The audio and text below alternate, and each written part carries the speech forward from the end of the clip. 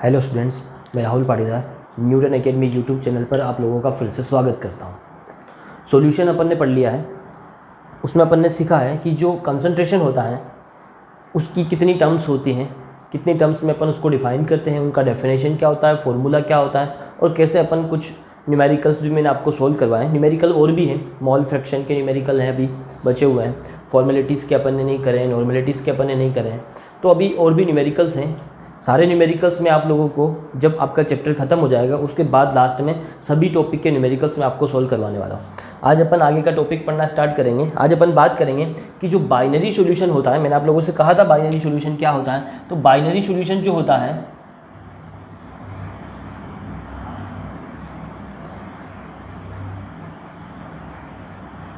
ये कितने टाइप का होता है। हिंदी में अगर बात करें तो इसको कहेंगे अपन द्विअंगी विलयन। ये कितने टाइप का होता है और जब कोई विलय होता है उसको अपन विलायक के अंदर डिसॉल्व करते हैं, यानी किसी सॉल्यूट को सॉल्वेंट के अंदर डिसॉल्व करते हैं, तो कौन कौन से फैक्टर जो होते हैं उसको अफेक्ट करते हैं, ये भी अपने को सीखना है। अब सबसे पहले तो अपने को ये सीखना है कि द्विअंगी विलयन जो होते हैं ये होते कितने टाइप के हैं। तो यहाँ अपन बात करें बाइनरी सॉल्यूशन। थोड़ा सा मैं आपको बाइनरी सॉल्यूशन के बारे में बताऊं तो डेफिनेशन मैंने आपको पहले भी बताया है, फिर भी मैं एक बार और बता देता हूं। ऐसे सॉल्यूशन जिसके अंदर दो टाइप के कंपोनेंट्स होते हैं। कंपोनेंट्स का मतलब उसके अंदर जो सब्सटेंस है जिसको कंसिस्ट करता है वो कितने टाइप के हैं, टू टाइप के हैं। तो जो सब्सटेंस वो कंसिस्ट करता है उन्हीं को अपन कंपोनेंट कहते हैं। तो बाइनरी सॉल्यूशन जो होता है उसके अंदर टू टाइप के कंपोनेंट्स होते हैं। अगर अपन बात करें तो टू टाइप के कंपोनेंट्स में से एक को अपन कहते हैं विलय यानी सोल्यूट, प्लस दूसरे को कहते हैं अपन विलायक यानी सॉल्वेंट, और इन दोनों से मिलकर आपका बनता है सॉल्यूशन, सोल्यूट और सॉल्वेंट।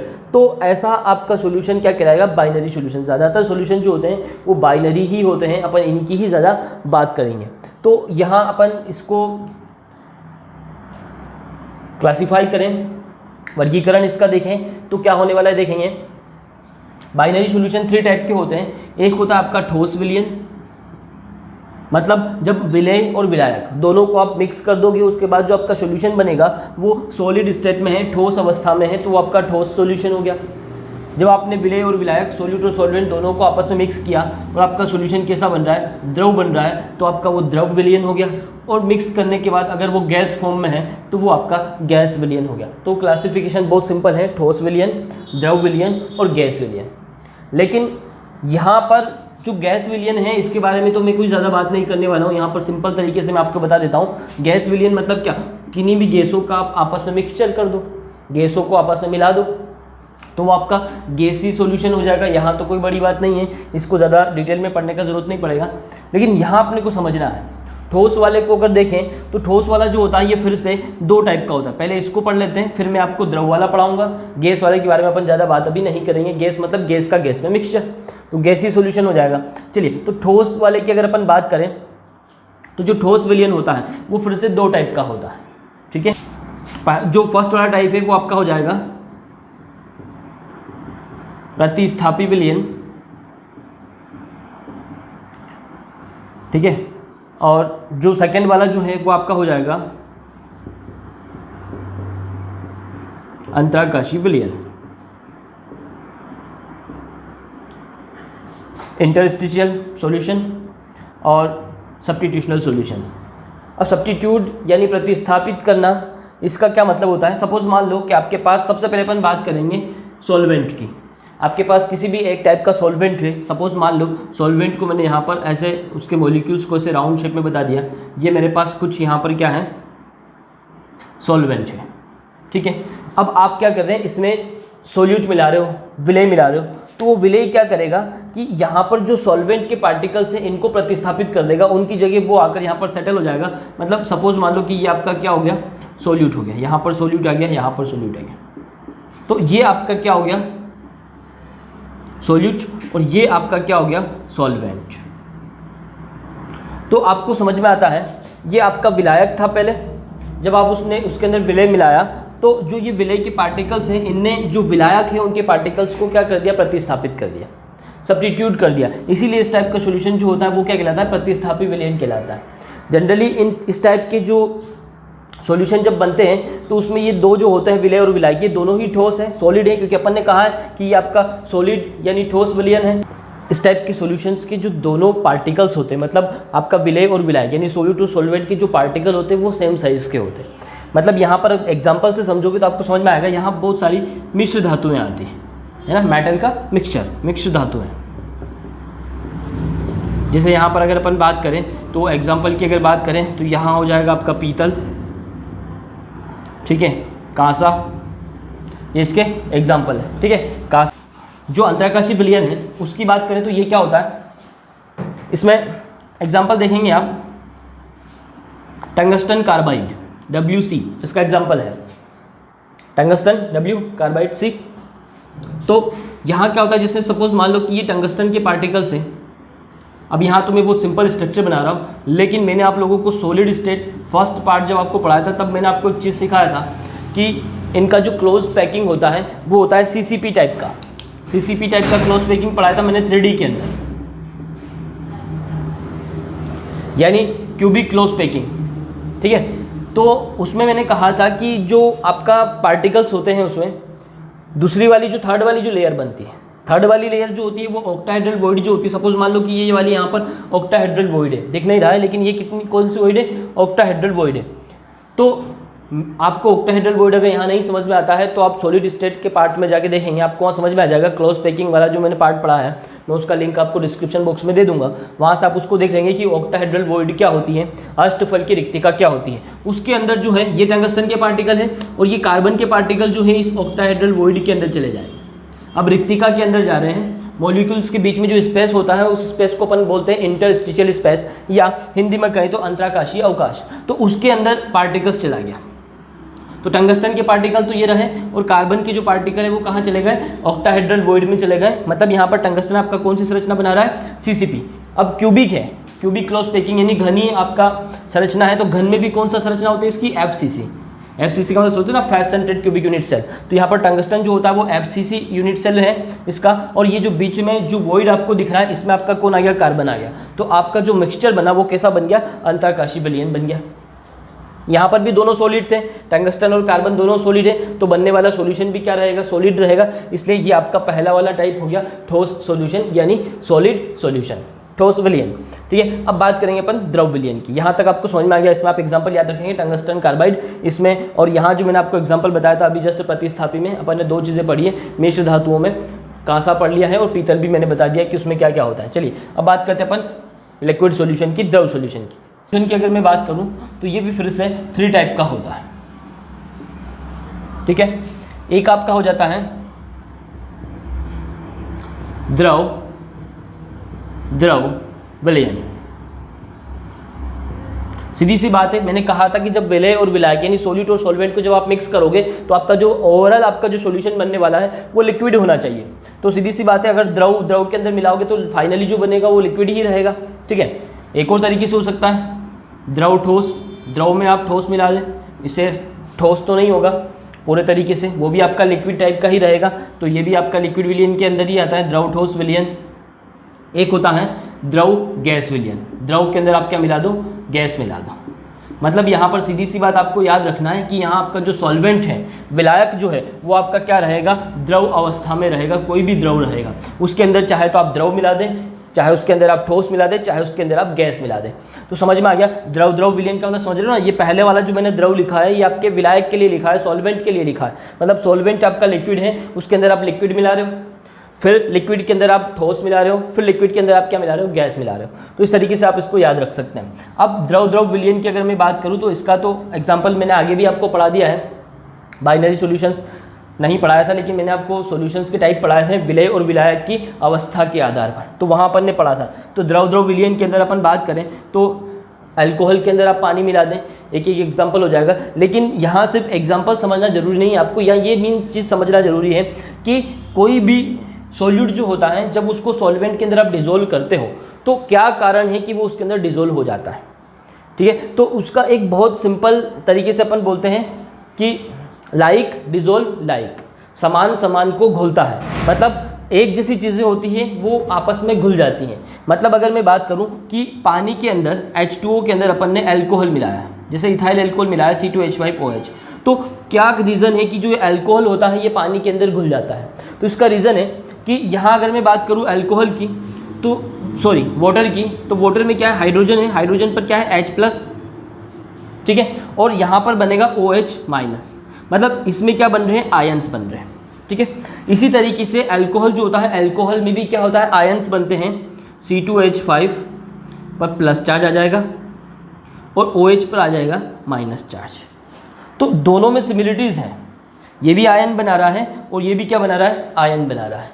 तो मैंने कहा है लाइक डिजोल्व लाइक, समान समान को घोलता है। तो कोई भी चीज़ जब उसके अंदर डिजोल्व होती है तो डिजोल्व होने के लिए मेन चीज़, सबसे इंपॉर्टेंट बात ये होती है कि विलय और विलायक, सॉल्यूट और सॉल्वेंट की अगर बात करें तो दोनों में कुछ सिमिलरिटीज़ होना चाहिए, तब जाके वो आपस में डिजोल्व होने वाले, नहीं तो नहीं होंगे। और आगे एग्जांपल समझेंगे तो वहाँ पे आपको और क्लियरली समझ में आ जाएगा कि ऐसा क्यों होता है, ठीक है। अब द्रव द्रव विलयन जो होते हैं, अगर मैं इनकी बात करूँ तो ये 3 टाइप के होते हैं। पहला टाइप जो होता है इसका, वो होता है कि जो विलय है और विलायक है ये आपस में पूर्णतः कंप्लीटली क्या हो जाए, डिसॉल्व हो जाए, पूर्णतः क्या हो जाए, घुलनशील हो। अब कंप्लीटली डिसॉल्व की अगर मैं बात करूं तो पूर्णतः घुलनशील हो, ऐसे अगर अपन बात करें तो अभी जस्ट मैंने बताया था कि आप अल्कोहल जो है आपके पास, उसके अंदर आप क्या मिला दें, वाटर मिला दें। क्यों डिसॉल्व हुआ था उसका कारण मैंने बताया, दोनों में सिमिलरिटीज़ है। इसी तरीके से अगर मैं बात करूं तो जो आपका हेक्सेन है, साइक्लोहेक्सेन के अंदर आप बेंजीन को डिसॉल्व करें, दोनों में सिमिलरिटीज़ है। बेंजीन की अगर बात करूं तो C6H6 ये भी साइक्लिक स्ट्रक्चर है, और अगर मैं आपको हेक्सेन की बात करूँ उसमें आप प्लस करेंगे तो C6H12, दोनों में सिमिलरिटीज़ है, दोनों साइक्लिक स्ट्रक्चर हैं, ठीक है, दोनों में कार्बन हाइड्रोजन है, तो दोनों की प्रॉपर्टी लगभग सेम होती है। तो यहाँ से आप समझ सकते हैं कि ये एक दूसरे में पूरी तरीके से डिसॉल्व हो जाते हैं। ये बेंजीन है C6H6 और ये आपका हेक्सेन है, साइक्लोहेक्सेन। मैं इनके बारे में आगे आपको ऑर्गेनिक केमिस्ट्री में अच्छे से पढ़ाऊंगा। तो ये आपस में पूरी तरीके से डिसॉल्व हो जाते हैं। क्यों हो जाते हैं मैंने आपको बता दिया। फिर आपका आता है जो आंशिक रूप से घुलनशील हो, मतलब पूरे तरीके से कंप्लीटली डिसॉल्व नहीं होंगे, थोड़े बहुत वो क्या होने वाले, डिसॉल्व होने वाले। यहाँ अगर अपन बात करें तो इसका एग्जांपल की मैं बात करूँ तो ईथर होता है ROR प्लस जल। वाटर के अंदर आप ईथर मिलाएंगे, वाटर के अंदर आप अल्कोहल मिलाओगे तो पूरी तरीके से डिसॉल्व हो जाएगा, क्योंकि दोनों में सिमिलरिटीज़ हैं। लेकिन जब आप वाटर के अंदर ईथर मिलाओगे, ROR मिलाओगे, तो ये पूरे तरीके से डिसॉल्व नहीं होगा, थोड़ा बहुत होगा, क्योंकि यहाँ पर भी आयंस बनेगा, ये OR अलग हो जाए, ये R अलग हो जाए, ठीक है।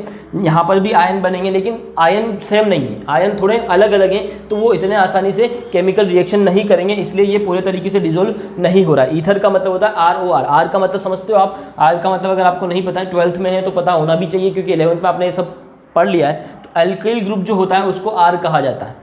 कोई एल्केन होता है, अगर उसमें से मैं एक हाइड्रोजन निकाल दूं तो R बन जाता है। जैसे मैथेन, CH4 आपका मैथेन है, अगर मैं इसमें से एक हाइड्रोजन निकाल दूं तो बचेगा CH3। ये मैथेन है, ये मैथिल है, ठीक है, या मिथाइल इंग्लिश में अपन इसको कहते हैं। तो एल्केन में से जब एक हाइड्रोजन निकलता है तो आपका R ग्रुप बनता है। तो यहाँ R की जगह मैं CH3 लिख सकता हूँ, तो CH3O CH3, ठीक है। तो 2 मैथिल ग्रुप हो गए, तो डाइमेथिल ईथर, ठीक है, बीच में O है, मतलब इसको अपन कहेंगे ईथर। तो ईथर को जब वाटर में मिक्स करोगे तो पूरे तरीके से मिक्स नहीं होगा। तो समझ रहे हो कि द्रव जो आपका द्रव विलयन है वो 3 टाइप का कौन कौन सा हुआ? पूर्णतः घुलनशील जो पूरे तरीके से मिक्स हो जाता है, आंशिक रूप से घुलनशील जो पूरे तरीके से मिक्स नहीं होता है, और एक होता है जो बिल्कुल भी मिक्स होता ही नहीं है, मतलब 2 आपके अमिश्रणीय आपके क्या हो जाए, विलयन आपका हो जाए, मतलब उसमें विलय और विलायक जो है एक दूसरे में डिसॉल्व हो ही नहीं रहे हैं, बिल्कुल भी डिसॉल्व नहीं हो रहा है।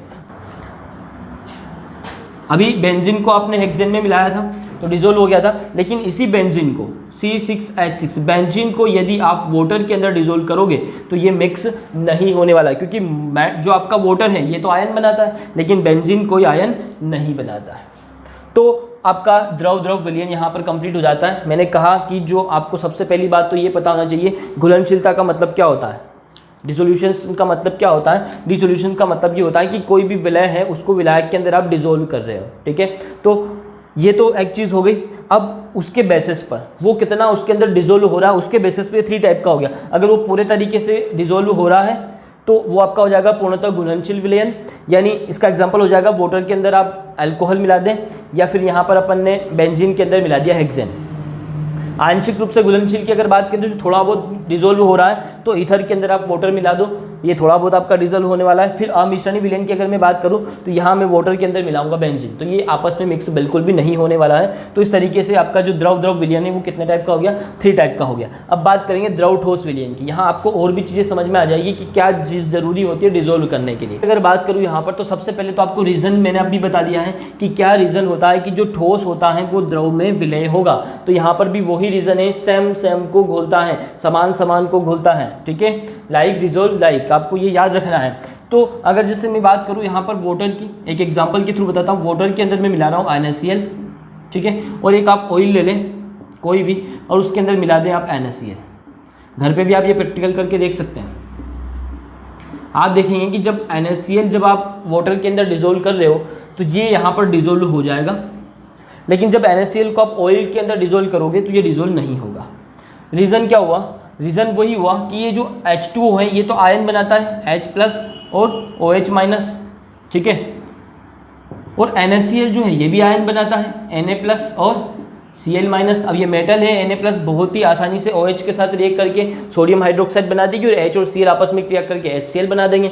तो ये आपस में रिएक्ट कर रहे हैं क्योंकि ये भी आयन बना रहा है, ये भी आयन बना रहा है, इसलिए ये डिजोल्व हो गया। लेकिन ये तो आयन बना रहा है, यहाँ पर Na+ और Cl- तो बनेगा, लेकिन ऑयल के अंदर नहीं बनेगा क्योंकि ऑयल में आयन बन ही नहीं रहे, ऑयल में कुछ नहीं हो रहा, इसलिए ये ऑयल के अंदर डिजोल्व नहीं होगा। तो डिजोल्व होने का रीज़न आपको समझ में आ गया। मैंने पहले भी ये चीज़ सिखा दी है कि सेम चीज़ें जो होती हैं, मतलब उसको डिजोल्व करने के लिए उसके अंदर उसके जैसी सिमिलरिटीज़ होना चाहिए। विलय के अंदर भी विलायक की जैसी सिमिलरिटीज़ हैं, कोई भी सिमिलरिटीज़ हो सकती है, या तो उनके बीच लगने वाला आकर्षण बल सेम हो सकता है, या वो आयन बना रहा है तो ये भी आयन बना रहा है, ऐसी कोई सिमिलरिटीज़ हो सकती है। कोई भी सिमिलरिटीज़ होना जरूरी है, तब जाके वो आपस में क्या होते हैं, डिजोल्व होते हैं, नहीं तो नहीं होंगे। अब यहाँ बात करें, उससे भी इंपॉर्टेंट बात है कि कौन कौन से फैक्टर ऐसे होते हैं जो इस ठोस को प्रभावित करते हैं, ठोस की द्रव में विलयता को प्रभावित करते हैं। जब ठोस को आप लिक्विड में डिजोल्व कर रहे हो तो ऐसी कौन कौन सी चीज़ हैं जो यहाँ पर इसको इफेक्ट करने वाली है, प्रभावित करने वाली है। ये आता है कभी कभी एग्जाम में पूछा जाता है कि आपको बताना है,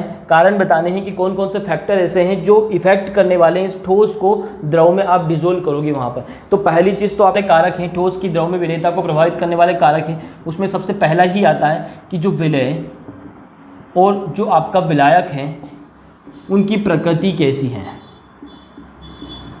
सबसे मोस्ट इंपॉर्टेंट बात यही होती है। तो मैंने अभी जस्ट कहा है कि अगर दोनों की नेचर जो है दोनों का अगर सेम होगा तो वो आपस में डिजोल्व हो जाएगा, लाइक डिजोल्व लाइक, अभी जस्ट मैंने कहा।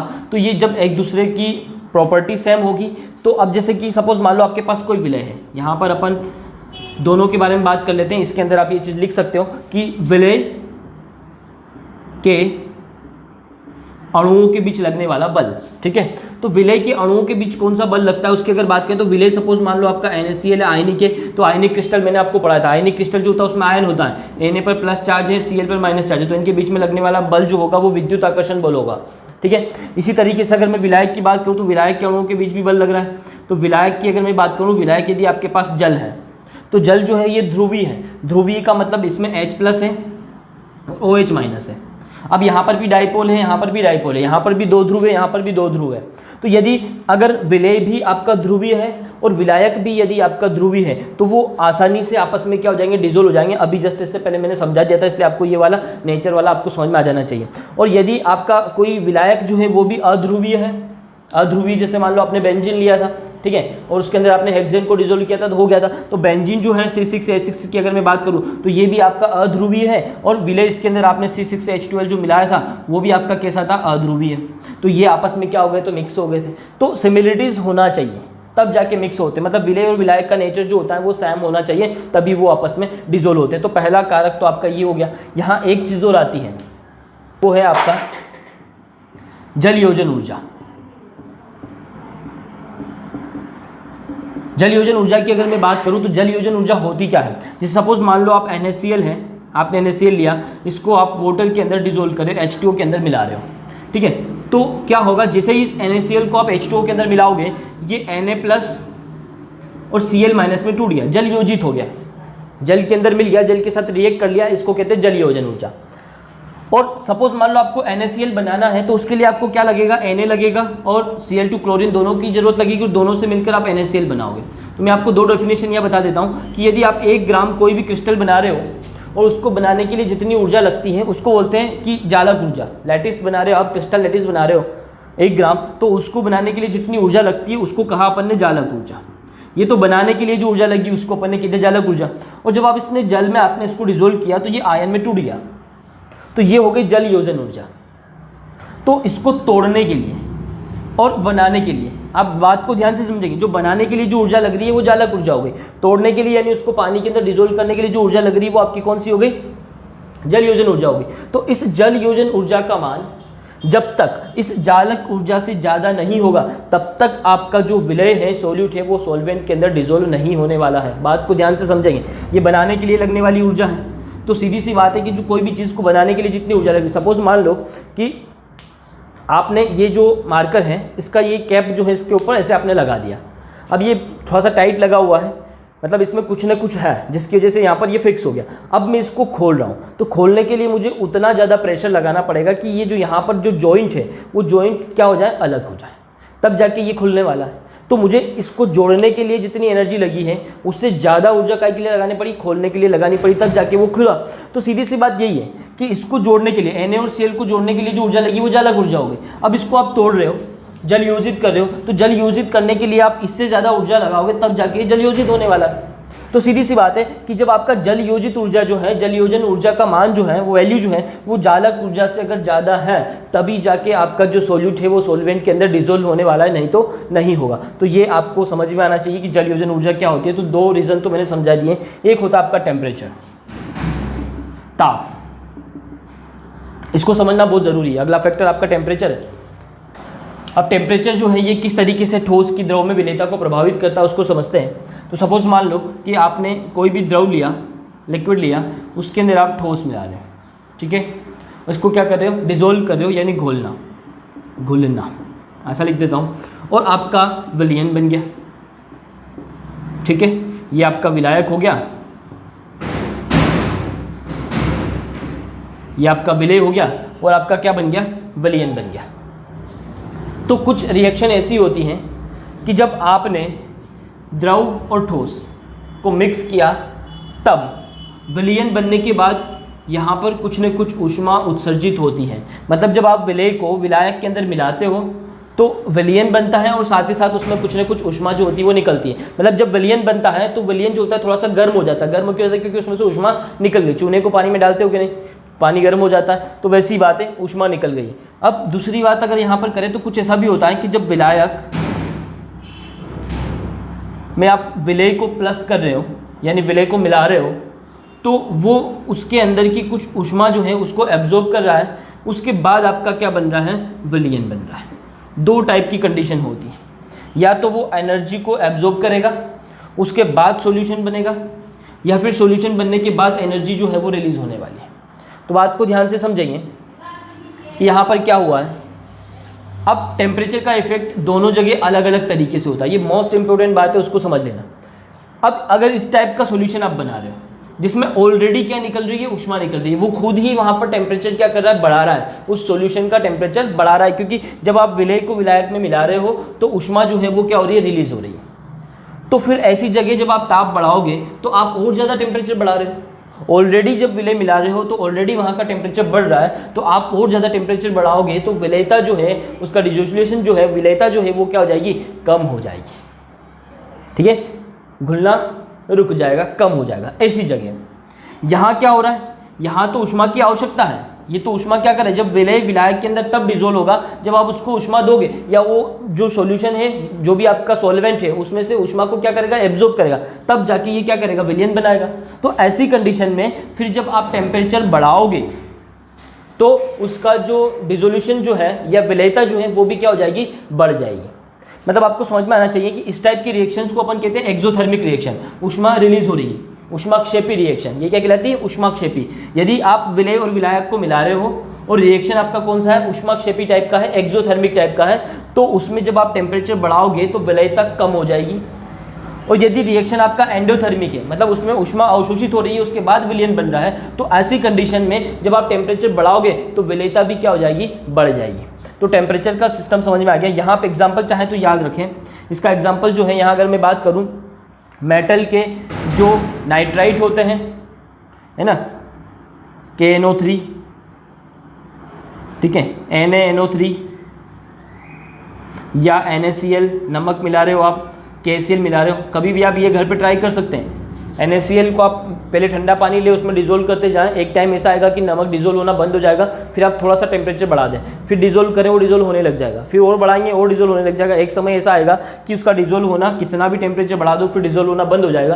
तो ऐसा सोल्यूशन आपका सैचुरेटेड सोल्यूशन, संतृप्त विलयन कहलाता है। लेकिन टेम्परेचर बढ़ाने पर उसमें उसकी जो विलेयता है वो बढ़ेगी, कुछ टाइम तक बढ़ेगी। तो यहाँ आप याद रख सकते हैं, यहाँ इनके कार्बाइड ले लें, सोडियम का कार्बाइड ले लें K2CO3, ठीक है, Na2CO3.H2 हाइड्रेटेड सोडियम कार्बाइड, और यहाँ पर कार्बोनेट, कार्बाइड नहीं कार्बोनेट, और पोटेशियम कार्बोनेट। तो ये इसके एग्जाम्पल हो जाएंगे।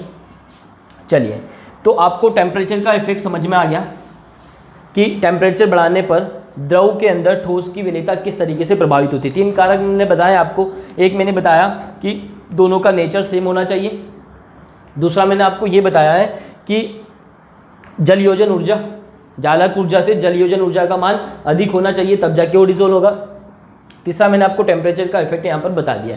अब तीसरा वाला टाइप पढ़ लेते हैं, ठोस गैस द्रव विलयन। तो अब आपको समझ में आ गया कि द्रव विलयन जो है वो आपके कितने टाइप के हो गए, 3 टाइप के हो गए। द्रव में द्रव को मिला दिया, द्रव में आपने ठोस को मिला दिया, अब द्रव में अपन ने क्या मिला दिया, गैस मिला दिया। द्रव गैस लिखे हैं, गैस द्रव लिखे। आपको याद रखना है कि ये आपका क्या है, सॉल्वेंट है। अब द्रव के अंदर आप गैस मिला रहे हो, तो इस टाइप का सॉल्यूशन जो होता है उसकी अगर मैं बात करूँ तो द्रव के अंदर जब आप गैस को डिसोल्व करोगे, तो यहाँ आपको एक इंपॉर्टेंट बात मैं बता देता हूँ। ऐसी गैसें जिनका द्रवीकरण, द्रवीकरण मतलब लिक्विफिकेशन, यानी उनको लिक्विड में बदलना, मतलब जो गैसें होती हैं उनको कंप्रेस करते हैं, उन पे प्रेशर लगाते हैं, वो पास आ जाती हैं और वो लिक्विड में बदल जाती हैं। तो ऐसी गैसें जिनको द्रव में बदलना है, द्रवीकरण करना जिनका आसान है, ऐसी गैसें जो होती हैं वो जल में या किसी भी द्रव में आसानी से क्या हो जाती हैं, घुल जाती हैं। जल की बात करें तो जल में आसानी से घुल जाती हैं। लेकिन ऐसी गैसें जिनका द्रवीकरण यानी लिक्विफिकेशन की अगर मैं बात करूँ या उनको लिक्विड में बदलने की अगर मैं बात करूँ तो वो कठिन होता है। जिनका आसान है वो जल में घुल जाएगी, जिनका कठिन होता है वो आसानी से नहीं घुलती है। जैसे मैं बात करूँ यहाँ पर हीलियम की, हाइड्रोजन की, ऑक्सीजन की, तो ये ऐसी गैसें हैं जिनको मैं आसानी से द्रव में नहीं बदल सकता हूँ, ये द्रव में आसानी से परिवर्तित नहीं होती है, तो ये जल में बहुत कम घुलती है। ऑक्सीजन की जल में घुलनशीलता की बात करूँ तो बहुत कम होती है, और जितनी घुलती है वो बहुत ज़रूरी भी है, क्योंकि जितने भी जलीय जीव जंतु होते हैं वो सब इसी पर डिपेंडेड है। तो इसकी जल में घुलनशीलता कम है, उतनी ज़्यादा नहीं घुलती जितना घुलना चाहिए, क्योंकि इसका द्रवीकरण आसानी से नहीं होता है। परंतु कुछ गैसें, जैसे मैं अगर बात करूँ यहाँ पर अमोनिया की, SO2 की, ठीक है, HCl की, तो ये आसानी से द्रव में परिवर्तित हो जाती है। सल्फर डाइऑक्साइड हो गया आपका, HCl हो गया आपका, अमोनिया हो गया, इन सबको द्रव में बदलना आसान है। इनका द्रवीकरण जो होता है वो क्या होता है, सरल होता है। तो द्रवीकरण इनका सरल है, मतलब ये आसानी से क्या हो जाएगी, जल में डिसॉल्व हो जाएगी। और ये ऐसी गैसें हैं जिनका द्रवीकरण आसान नहीं होता है, इसलिए जल में आसानी से डिसॉल्व नहीं होती। एक बात तो ये हो गई। अब दूसरी बात, कौन कौन से ऐसे कारक हैं जो गैस की द्रव में विलेयता को प्रभावित करते हैं। जैसा अपन ने ठोस की जल में विलेयता को प्रभावित करने वाले कारक पढ़े थे, सेम टू सेम वैसा ही अपने को यहाँ पर भी पढ़ना है कि गैस की द्रव में विलेयता को प्रभावित करने वाले कारक कौन कौन से। पहली चीज़ तो यहाँ पर वही हो जाएगी, नेचर हो जाएगा आपका, गैस और द्रव का, विलय और विलायक का नेचर की बात कर लेंगे। तो गैस के नेचर के बारे में मैंने बता दिया, ऐसी गैसें जो आसानी से द्रव में बदल जाती हैं उनकी विलेयता ज़्यादा होती है, जो द्रव में परिवर्तित नहीं होती हैं उनकी विलेयता कम होती है, ठीक है। फिर दूसरी चीज़ ये भी होती है कि जो गैसें द्रव के साथ, जिस भी विलायक के अंदर आप उनको डिसोल्व कर रहे हो, अगर उनके साथ वो रासायनिक रिएक्शन कर लेती है, जैसे सपोज मैंने अभी जस्ट कहा था कि हाइड्रोजन, ऑक्सीजन, ठीक है, O2 की बात करें, H2 की बात करें, हीलियम की बात करें, तो ये जल में आसानी से डिसोल्व नहीं होती क्योंकि जल के साथ रिएक्शन नहीं करती है। परंतु मैंने अब जस्ट कहा था कि अमोनिया कर लेता है, अमोनिया घुल जाता है, H2S घुल जाता है, HCl घुल जाता है, ठीक है, SO2 कहा था, H2O भी घुल जाता है, SO2 भी घुल जाता है। तो ये सब वाटर के साथ केमिकल रिएक्शन करते हैं। अगर मैं अमोनिया की H2O के साथ रिएक्शन देखूंगा तो ये अमोनियम हाइड्रोक्साइड बनाता है, ठीक है। SO2 का H2SO4 के साथ रिएक्शन करेंगे तो हाइड्रोजन सल्फाइड बनाता है। यहाँ अगर बात करूँ HCl और H2O की रिएक्शन करूँगा तो ये हाइड्रोनियम आयन बनाता है H3O+ और Cl-।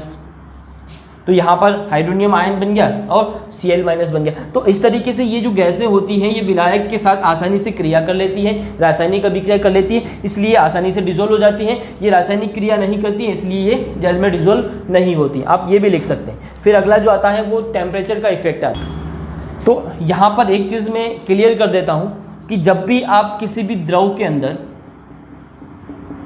गैस को मिलाकर जो भी आप विलयन बना रहे हो, यहाँ पर जितना भी रिएक्शन होने वाला वो सारा रिएक्शन जो होता है वो ऊष्माक्षेपी टाइप का होता है। मतलब इसमें ऊष्मा रिलीज होती है। मतलब गैस को जब भी आप द्रव में डिजोल्व कर रहे हो तो वहाँ से ऊष्मा जो होती है वो क्या होती है, निकलती है। अभिक्रिया हमेशा कैसी होती है, ऊष्माक्षेपी टाइप की होती है। तो आपको समझ में आ गया होगा कि यहाँ पर ताप का क्या प्रभाव पड़ने वाला है। समझ में आया कि नहीं? ऑलरेडी रिएक्शन में ऊष्मा निकल रही है, तो जब ताप बढ़ाओगे तो और ज़्यादा टेम्परेचर बढ़ रहा है। और ली शातेलिए ने कहा है कि 11th में पढ़ा होगा, ली शातेलिए अगर नहीं पढ़ा है तो मैं 11th पढ़ाऊँगा तब आपको बता दूंगा, ठीक है। तब आप उसको पढ़ लेना, तब आपको समझ में आ जाएगा। नहीं तो आप 11th का बुक खोलें, आप 12th में आ गए तो इतना कर ही सकते हैं कि आप 11th का बुक खोलेंगे, उसमें ली शातेलिए का नियम पढ़ेंगे तो आपको समझ में आ जाएगा। ली शातेलिए का नियम ये कहता है कि कोई भी रिएक्शन उस डायरेक्शन में आगे बढ़ता है जिस डायरेक्शन में जो भी कारक बढ़ रहा है उस कारक का जो इफेक्ट है उसको वो क्या कर दे, कम कर दे। जैसे मान लो ये रिएक्शन चल रहा है, इसमें यहाँ पर ऊष्मा उत्सर्जित हो रहा है, अगर यहाँ पर बहुत ज़्यादा टेम्परेचर बढ़ जाएगा तो ये रिटर्न होने लग जाएगा। मतलब विलयन से वापस द्रव और गैस, मतलब द्रव में से गैस वापस निकलने लग जाएगी ताकि यहाँ का टेम्परेचर जो बढ़ा है वो टेम्परेचर क्या हो जाए, वापस कम हो जाए। तो ली शातेलिए ने कहा था अब इसमें ऑलरेडी ऊष्मा निकल रही है और आप और ज़्यादा टेम्परेचर बढ़ाओगे तो यहाँ तो बहुत ज़्यादा ताप बढ़ जाएगा। तो फिर रिएक्शन क्या करेगी, इस ताप को कम करने का कोशिश करेगी और विलयन से फिर से क्या बना देगी, विलय, और आपका विलायक वापस बना देगी। तो ऐसी रिएक्शन में जब आप ताप बढ़ाओगे तो अभिक्रिया की दर जो है वो क्या हो जाएगी, कम हो जाएगी। मतलब उल्टा रिएक्शन होने लग जाएगा ली शातेलिए के नियम के अनुसार। तो जब भी गैसों की द्रव में विलेयता की बात आती है तो आप टेम्परेचर का सीधा कह देंगे कि ताप बढ़ाने से गैसों की द्रव में विलेयता जो होती है वो कम हो जाती है। सीधे तरीके से आपको समझ में आता है। आप सीधा वहाँ पर ये भी लिख सकते हो कि जो गैसों की द्रव में विलेयता जो होती है वो एक टाइप का ऊष्माक्षेपी अभिक्रिया है। मतलब इसमें ऊष्मा जो होता है वो रिलीज होता है, इसलिए जब अपन ताप बढ़ाते हैं तो अभिक्रिया की दर कम हो जाती है, यानी गैसों की द्रव में विलेयता और कम हो जाती है। चलिए अब बात करते हैं अपन दाब का प्रभाव पड़ेगा। अब अगला जो कारक आता है वो आता है दाब का प्रभाव। प्रेशर का क्या इफेक्ट पड़ेगा जब गैस को आप लिक्विड में डिजोल्व करेंगे तो यहाँ पर मैं आपको एक बात बता दूँ, 1803 में, सन 1803 में हेनरी ने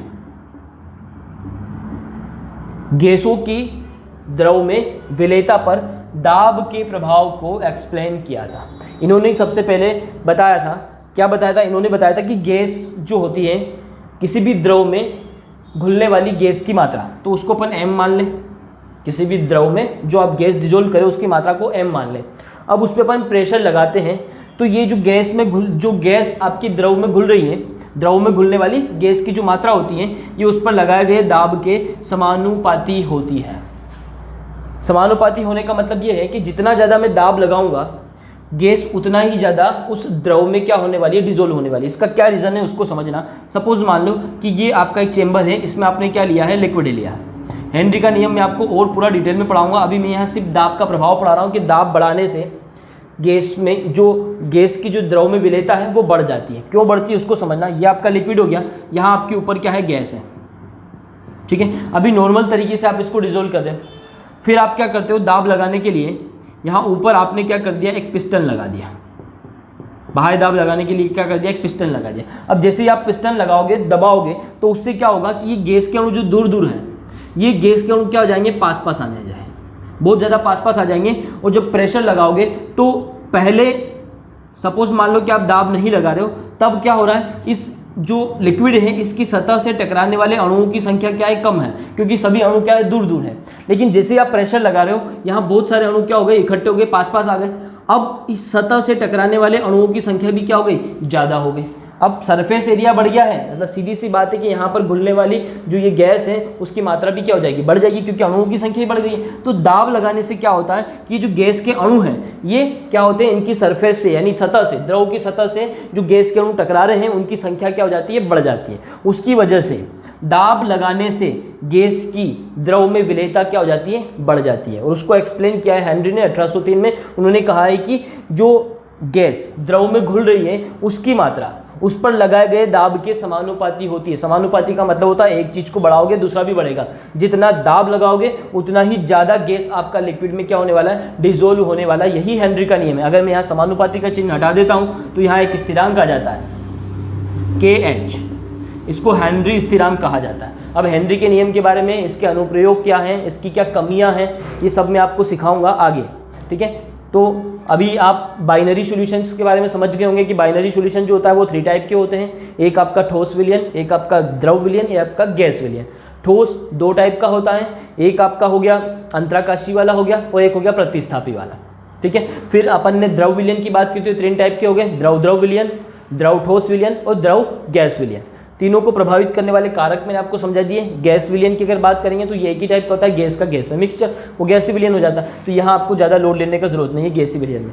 ये मेन चीज़ है, सबसे मोस्ट इंपॉर्टेंट है यहाँ पर गैसों की द्रव में विलेयता को प्रभावित करने वाले कारक और ठोसों की द्रव में विलेयता को प्रभावित करने वाले कारक। ये 2 चीज़ आपको समझना बहुत जरूरी है। तो यहाँ इसको किसने समझाया, हेनरी के नियम में। हेनरी ने क्या कहा कि किसी भी लिक्विड पर जितना ज़्यादा आप प्रेशर लगाओगे गैस पर, है ना, जो गैस आप डिसोल्व करें उस गैस पर जितना ज़्यादा प्रेशर लगाओगे उतना ही ज़्यादा गैस जो है उस लिक्विड में डिसोल्व होने वाली है। क्यों होने वाली है, दाब लगाने से जो गैस के अणु द्रव की सतह से टकरा रहे हैं उनकी संख्या क्या हो जाती है, बढ़ जाती है। टकराने वाली गैस की संख्या, गैस के अणुओं की संख्या बढ़ जाती है, जिसकी वजह से जो गैस है उसकी द्रव में विलेयता भी बढ़ जाती है।